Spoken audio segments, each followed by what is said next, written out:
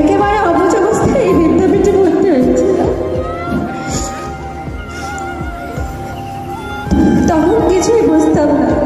যতদিনে বুঝতে শিখেছি ততদিনে অনেক ভুল করে ফেলেছি। আপনারা আমাদের ক্ষমা করে দিবেন।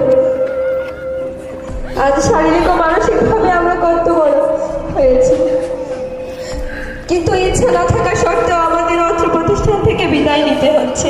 বিদায় সবাইকে নিতে হবে। টেস্ট পরীক্ষা শেষ। স্কুল থেকে আসার সময় স্যার বলল, কাল থেকে তোমাদের আর স্কুল হবে না, কোচিং হবে। বাড়ি আসলাম, স্কুল ড্রেসটা খুলে চোখ